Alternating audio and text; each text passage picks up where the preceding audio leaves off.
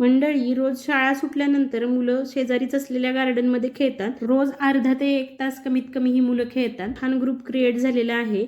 मग आम्हीच ठरवलं की या मुलांना एखाद्या दिवशी दिवसभर फिरायला नेऊयात, कारण पहिलीला जिकडे तिकडे आपापल्या सोयीनुसार लोक ॲडमिशन घेतील आणि ही मुलं विभागली जातील. म्हणून आम्ही सर्वांनी एक दिवशी जवळच असलेल्या भोसरी सहल केंद्रामध्ये या मुलांची वन डे पिकनिक काढली. 3 ते 12 वर्षातल्या मुलांसाठी 5 रुपये तिकीट आहे आणि 13 वर्षांच्या पुढच्या लोकांसाठी 10 रुपये तिकीट आहे. ज्यांना फोटोशूट करायचं आहे त्यांच्यासाठी एक्स्ट्रा 250 रुपये चार्ज आहे. इथे आम्ही तिकीट काढून घेतलं. इथे ऑनलाईन पेमेंट चालत नाही, कॅश देऊन तिकीट काढावं लागतं. तिकीटं काढली की मुलं आतमध्ये लगेचच पळून गेली. आम्ही सुद्धा त्यांच्या मागोमाग चालत होतो. एकदम भव्य असा या गार्डनचा परिसर आहे. साईडने भरपूर अशी झाडं आहेत आणि लॉनसुद्धा आहे. त्यामुळे दगदगत्या उन्हात जरी तुम्ही इथे आलात तरी तुम्हाला उन्हाच्या झळया लागणार नाहीत किंवा ऊनसुद्धा जाणवणार नाही, कारण भरपूर झाडं असल्यामुळे भरपूर थंडावा आहे.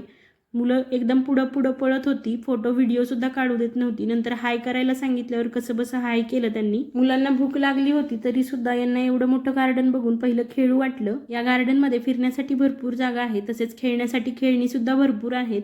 पण आतमध्ये खाण्याचे काहीही पदार्थ मिळत नाहीत. त्यामुळे आम्ही मुलांच्या आवडीचा खाऊ घरूनच नेला होता.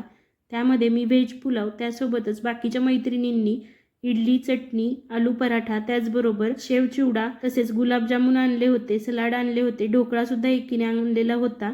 मुलांनी पटापटा कसं तरी जेवण करून घेतलं, कारण त्यांना जेवणापेक्षा खेळण्याची जास्त घाई लागलेली होती. मुलांच्या सोबतच आम्ही सुद्धा खाऊन घेतलं. बोलत बोलत भरपूर खाऊन घेतलं. पोट कधी भरलं हे सुद्धा कळालं नाही. खाऊन झाली की मुलं लगेचच शेजारी असलेले व्यायामाचे जे इक्विपमेंट लावले होते त्यावरती खेळायला लागले. आयांनी सुद्धा भरपूर असा एन्जॉय करून घेतला. आमची ही खटपटी मुलं काहीतरी खटपट करणारे आम्हाला माहितीच होतं. त्यातच या लॉनमध्ये पाणी देण्याचं काम चालू होतं. मग काय, मुलांना पाणी असलं की विचारायलाच नको. स्वतःही भिजले आणि दुसऱ्यांनाही भिजवलं. त्यामुळे सोबत एक्स्ट्राचा ड्रेस घेऊनच गेलो होतो. ही 10 महिन्यांची चिमुरडी तनिषा, तिने सुद्धा भरपूर एन्जॉय केला. अजिबात त्रास दिला नाही. कॅच घेता येत नसल्यामुळे फक्त एकमेकांकडे बॉल फेकायचं ह्यांना एवढंच माहिती होतं आणि त्यामागच सगळ्यांनी पळायचं. त्यानंतर दुसऱ्या बाजूला खेळण्यांचे सेट होते. तिथे 4 नंतर दुपारी सावली आली, त्यामुळे तिकडे गेलो. मुलांनी तिथंसुद्धा भरपूर एन्जॉय केला. 5 वाजले होते. घरी चला म्हटलं तरी मुलं यायला तयार नव्हती. आणखी 5 मिनिट आणि 10 मिनिट असं करत करत मुलांनी जवळपास अर्धा तास घालवला. मुलं खेळण्यात एवढी मग्न होती की त्यांना तहान भूक काही सुद्धा लागत नव्हतं. पाणी प्यायला सुद्धा त्यांना सांगावं लागत होतं.